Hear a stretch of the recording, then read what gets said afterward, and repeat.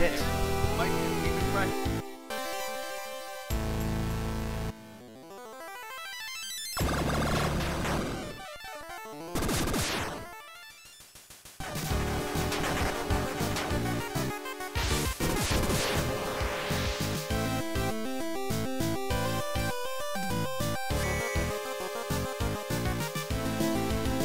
I need 2 fingers of crabs.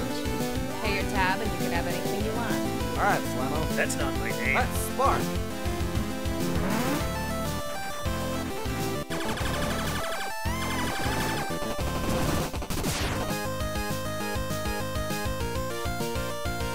Maybe we can find a key back in the boneyard? Locked. Humans.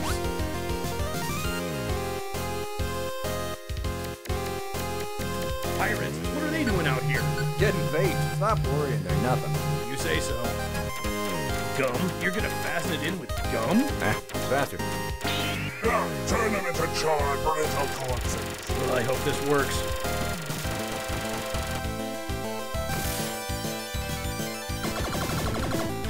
Ah, crap.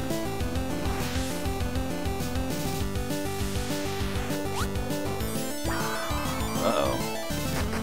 My hero.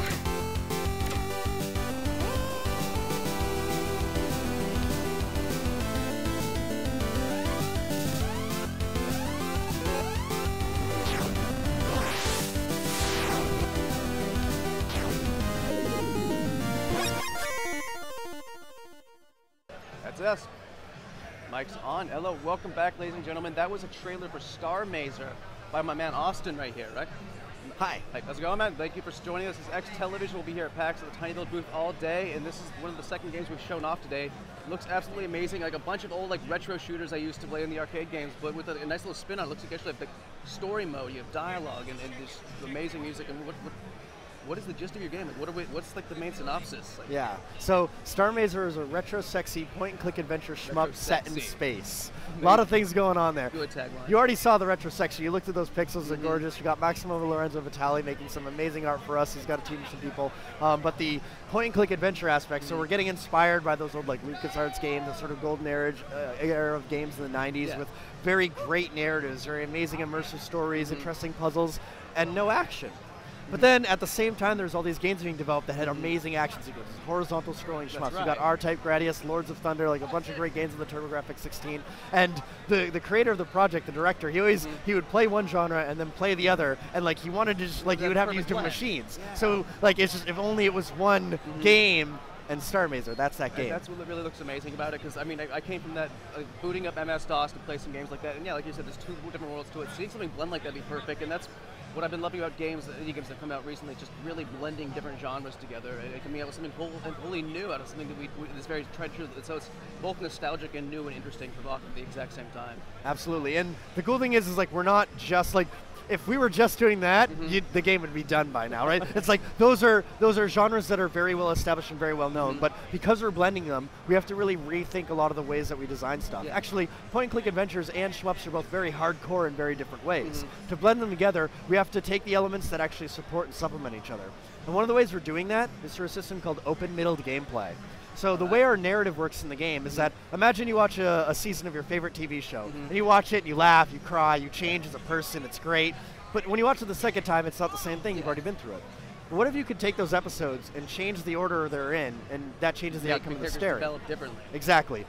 Because we're making a video game and not a TV show, we can do that, and that's what we're doing with Starr Mazer. So everything that you do in the shmup, everything you do in the point-and-click adventure, these seamless segments where you transition between them, we're paying attention to everything. So how good you are as a pilot reflects how people talk to you, reflects on the decisions that you make, which reflects on how your ship changes, right? It's a lot deeper than it looks like it's just from first glance. Yeah, and that's why we're releasing the game next year and not right now. How long have you been in development? We've been on development for 8 months. 8 months. That's not bad for 8 months. It's been pretty exciting to be able to work on this. It's really cool. We've come a long ways, but there's still a lot of work to do. But we were originally backed by 5,055 Kickstarter backers. Really? But earlier this week, we announced that we're also with a publisher, so our 5,056 backer, essentially. Very nice. And they're giving us the support to be able to develop this game for the time that it needs. As it should be, and that's one thing that really sells me with any game is, will they release it because of their Kickstarter goals, or will they know the game needs to be and everything. And we're being incredibly vocal about this stuff. Like, we actually do streams 3 times a week, Starr Mazer TV. If you go to starmazer.tv, you can check those out. Very nice.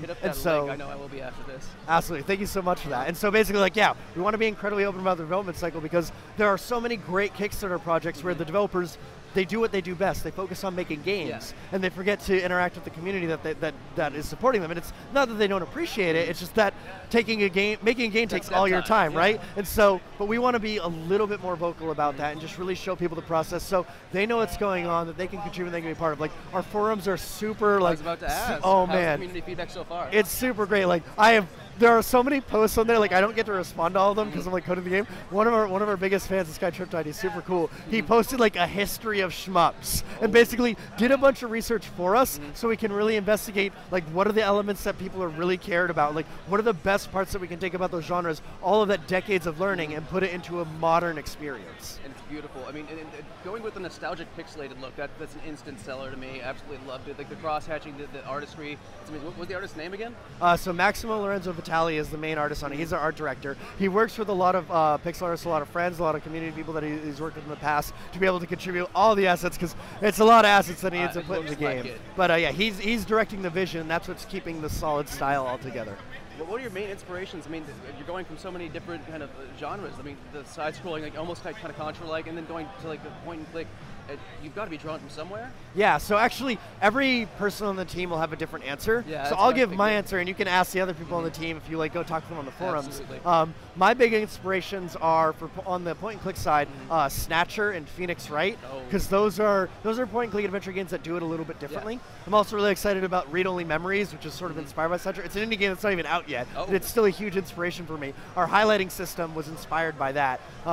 As far as on the shmup side, I'm taking a look at games like Gradius 3, R-Type. I played a little bit of Thunder Force the other day. Horizontal scrolling, like I actually prefer vert scrolling shooters, games like Jamestown, but the horizontal is a very different feel, very different, there's particulars to it. And so I'm learning a lot about that genre. Radiant Silvergun is a huge inspiration for me. On a little known shooter by Treasure. It's actually the prequel to Ikaruga, which is a little bit better known. So those are some of my inspirations. They're all good games. You should play them and check them out. They're super fun. Quite the list. That's why I like people drawing from so many things and like being able to be inspired by somebody who's actually like here or like in indie who is just like the game's not even out yet. I love that because it's we're still like pushing. People are making good games, right? We're all pushing each other to make something newer, bigger, better, flashier, and drawing from it. It's great. And I love seeing and like and hearing about that. How many people are on your dev team? So we have about 8 core people, but of course that fluctuates a lot because we have contractors that come in for moments. We have over 30 musicians working on the game. That was my next question. Yeah, so I'll go into that bit now. So Alex Maurer is our main composer. He's a legendary chiptune guy. He's been doing chiptune stuff for a very long time, really awesome stuff. He is, much like Maximo's directing the artistic vision, he's directing the music and sound vision for the game.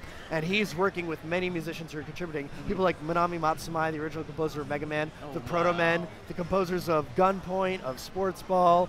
We've got A-Rival, Fighter X, some performer people. Just the list goes on and on. There's so many amazing performers. And they're all contributing. Will there be an OST released with this? There's the thing we have to ask is how many OSTs will there be. Good. Because our Kickstarter backers are getting at least 4 different albums for remixes, like just the game soundtrack, the contributor soundtrack. There's a whole bunch of different things going on. Very nice. But I mean, with that many musicians, it's a lot. There's gonna be a lot. It looks great, and having great music in the game, it's one of the biggest sellers for me. The aesthetic looks beautiful. I can't really wait to get my hands on this game and actually try it because it's just absolutely gorgeous. And you mentioned the publisher that's backing it. Who is that? So that's Adult Swim Games. Very nice. And they've become sort of this indie powerhouse now. Like everyone's really excited about. Like it surprised me over the past couple of years, but then they've found like the best niche games ever, and it's really helping people get some games out there. Yeah, and so Imagos Softworks is actually a subsidiary of Imagos Films. They've done work with Adult Swim Games. They've done a lot of their live-action commercial stuff for a long time. So they've had a relationship with them. So we were able to talk with them through that. But also,